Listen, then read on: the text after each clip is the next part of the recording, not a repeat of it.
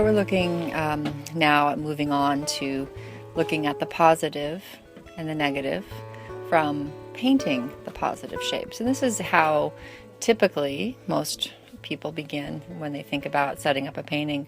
And I'm going in with again, a crude instrument. It's a rough brush dipped into a dark mixture. I'm using ultramarine blue and burnt sienna and a little bit of quinacridone crimson to make a thin, dark mix.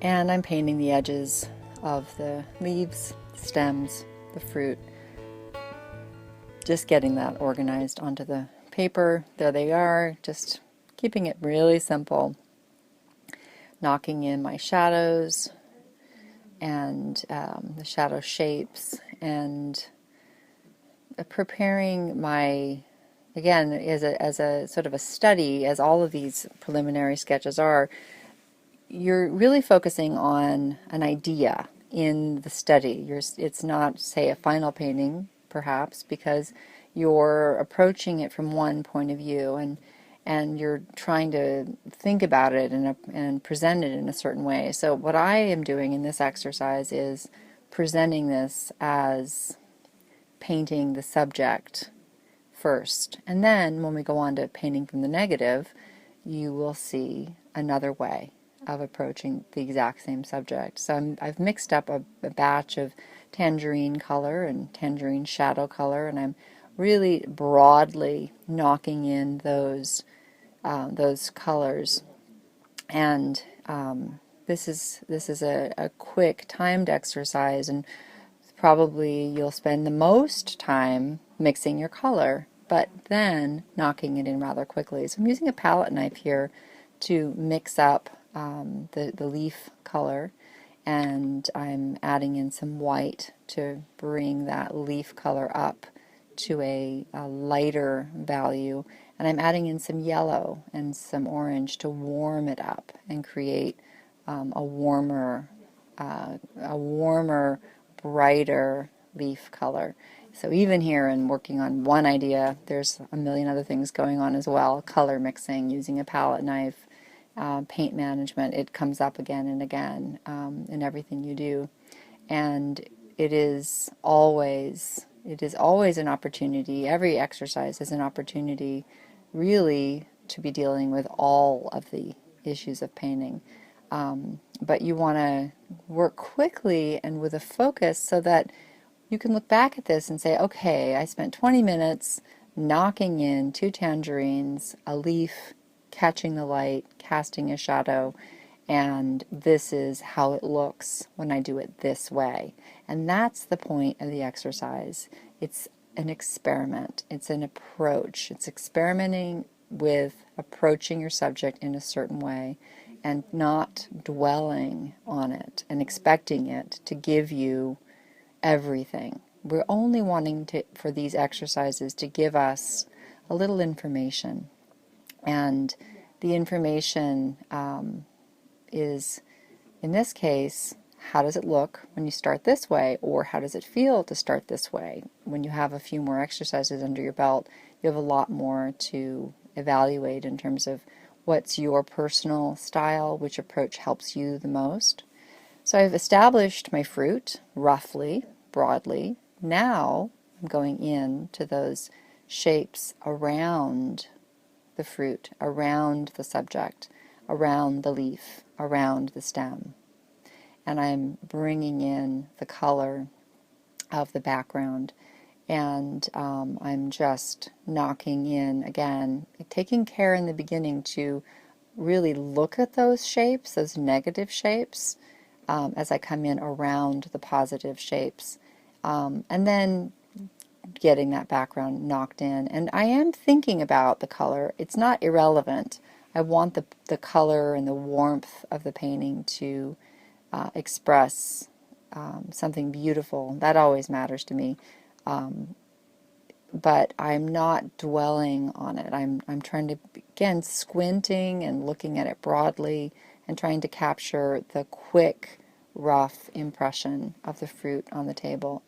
And having begun with the positive, I'm ending with the painting largely being from the negative and then adding in a few highlights. Moving on from the positive, we'll start working with the negative shapes today.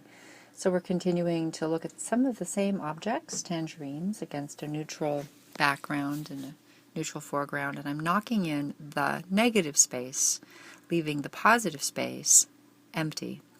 And I'm using a mid to dark value. I think this is a sort of a burnt sienna, thin, dry brush, just really looking at what isn't there and knocking in broadly, going around the objects and to the edges of the paper, the shapes around those objects that we're looking at. That is the negative space. That's how I begin. Now I'm going back in with a thin mixture of a dark that I've mixed up with my typical alizarin crimson or quinacridone red and ultramarine blue and a little burnt umber, and introducing the drawing of those actual shapes, the shapes of the stems, the shapes of the leaves. And with these leaves, I've worked from light to dark. And notice that I didn't actually draw all of the shapes in. I really let the negative shape be the drawing for me by really creating a presence of what is absent. That remaining shape is clearly defined by the white space. And I don't actually have to go back in every area with an actual drawn line. So I really just used that approach with the stems and the leaves.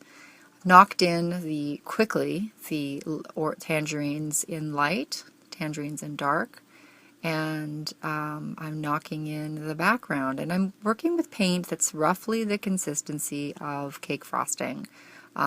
This is a real down and dirty exercise. This is meant to take a few minutes, 5, 10, certainly no more than 20. If you're taking longer than that, you're doing a different exercise. I'm walking my way back into drawing by looking again at the negative shapes and painting those so that what is left is the positive shapes. Here I'm coming up around the bottom of the tangerine up to the edge of the leaf, below the leaf, to the right of the leaf, and getting those shapes of the negative space re-demonstrated.